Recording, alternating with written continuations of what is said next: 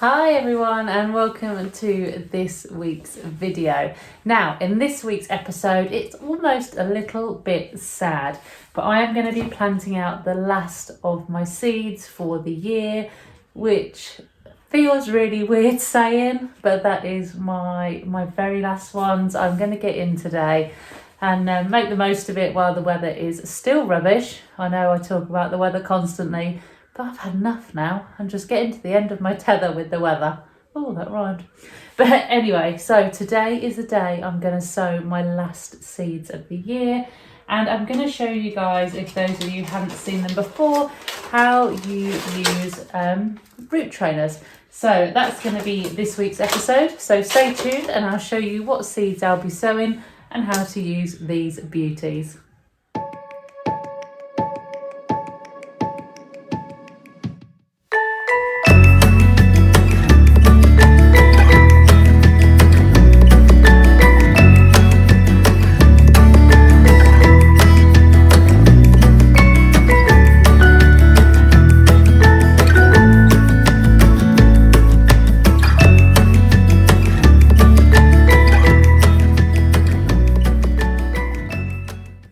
Okay, so first things first, let me tell you all about the last seeds of the year that I'm sowing. Now, if you watch my episodes normally, you will know which seeds I have already planted if you guys are on it, and you'll know probably which ones I haven't yet done.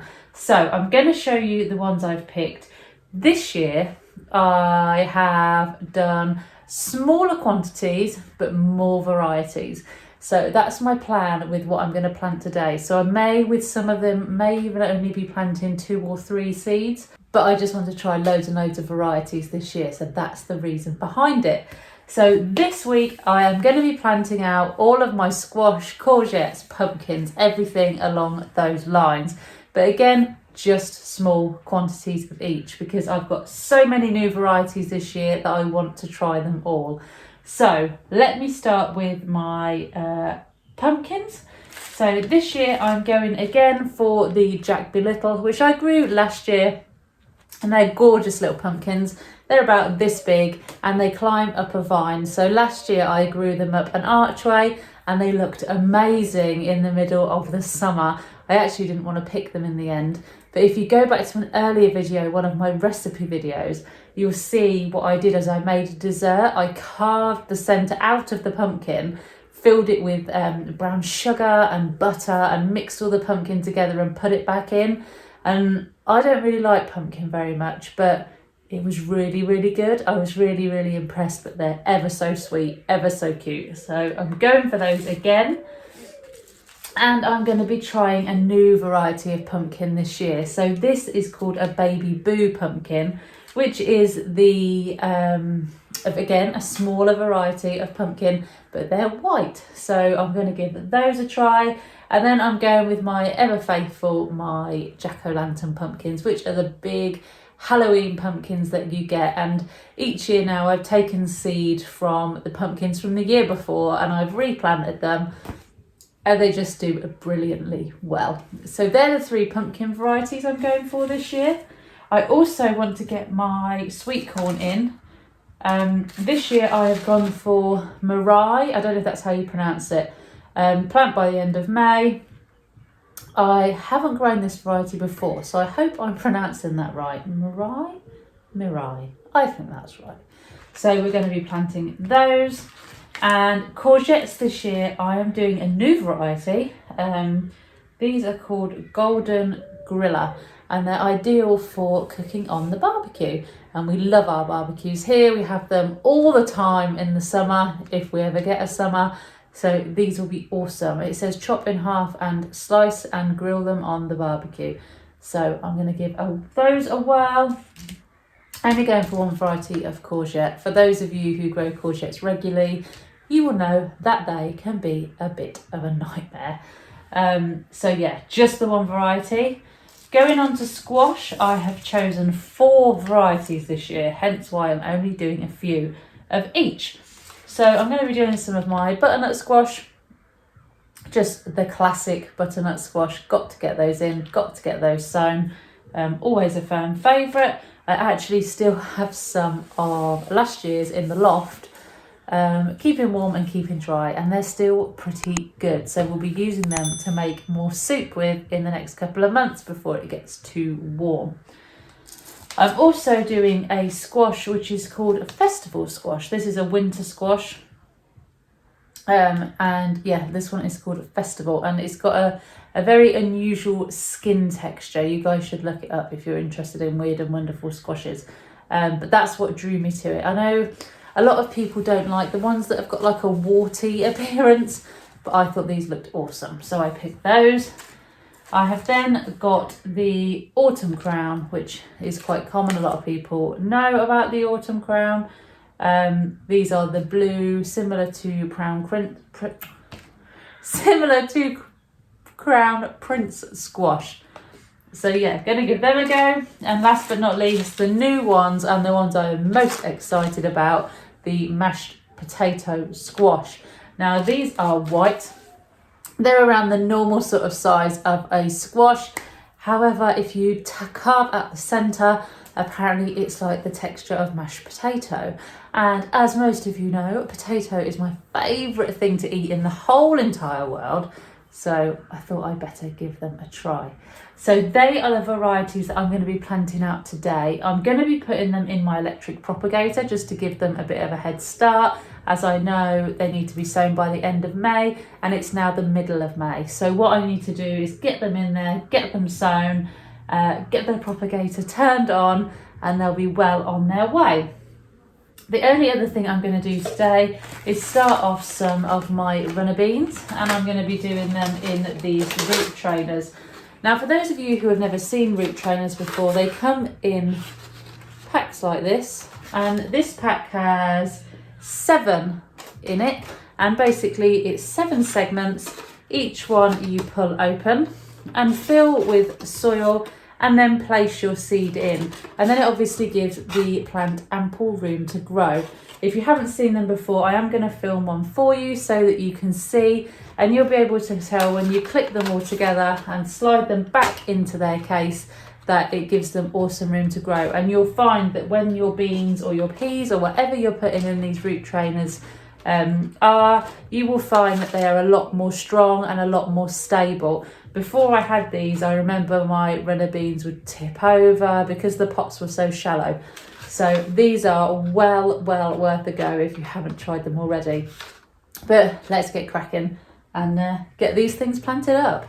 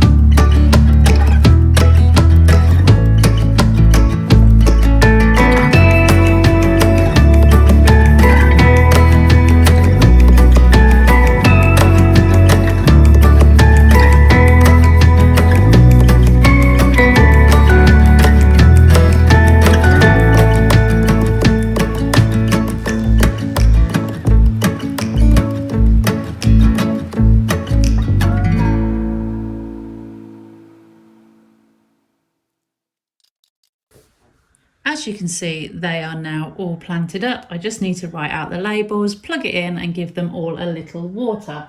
But briefly, I'm now going to show you the root trainers, just like I said I would. So these are made up of 4 chambers, so they clip together like so once you've filled them with soil and popped your seeds in. And then when you've filled this tray, what it will do is slide into this set of trays here. So when you're done, it will have around 7 different slots. So that can be full of bean or pea seeds. Now it does have a lid on top, so if you want to keep the humidity in, you can flip the lid on and keep it warm as well. And these just came from Amazon. They were bought for a gift for us last Christmas. So what I'm going to show you quickly is just how to do one of them, and then I'm going to crack on and fill as many as I can with how many seeds I've got. So it's very simple. You can either take them apart, fill them with soil and put them back together, or you can fill them as they are, which is how I normally do it.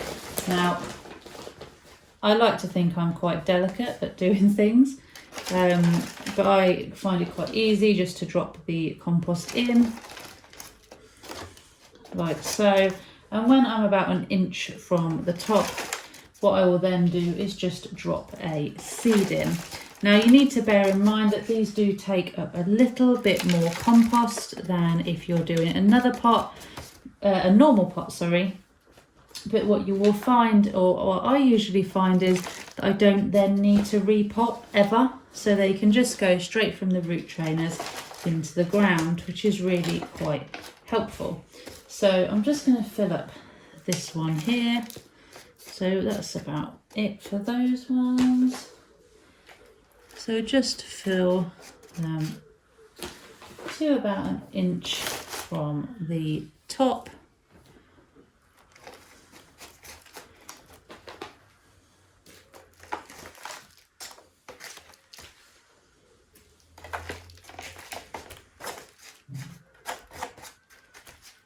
There we are, like so.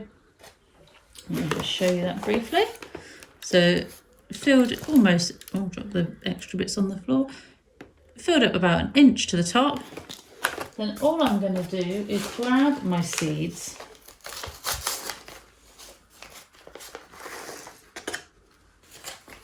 and then all I'm going to do is pop the seed into the root trainer.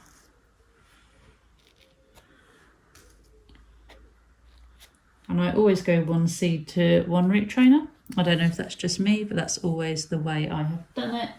And then I'm just going to sprinkle the compost on the top.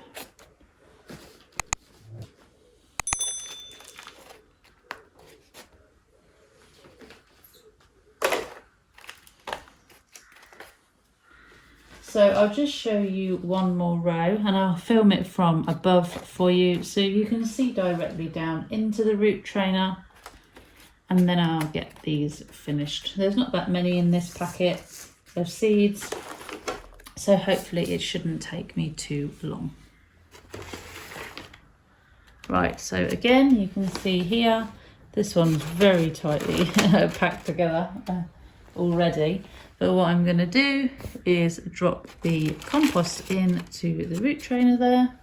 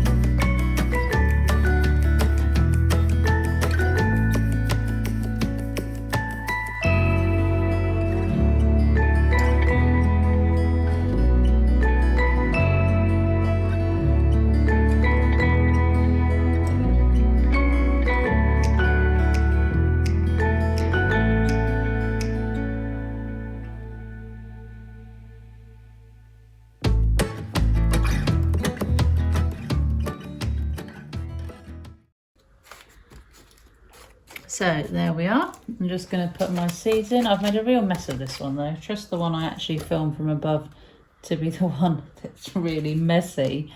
So again, pop your seeds in, and this, as you can imagine, will give them tons of root space to grow, which will make them very stable as plants.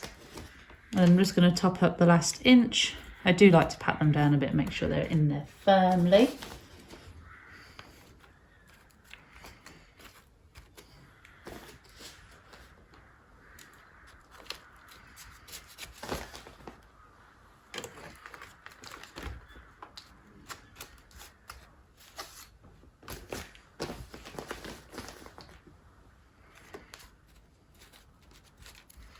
And that is pretty much it. So I'm not going to film them all for you because I imagine you'll get really, really bored. But I'm going to get the rest of these all planted up now.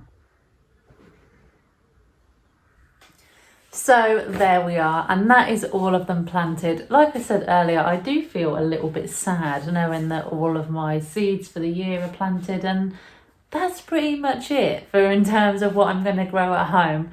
My conservatory is still absolutely rammed full of stuff because of the weather that we're having. It's slowly even migrating across the floor now because I just haven't been able to get up there and plant it out.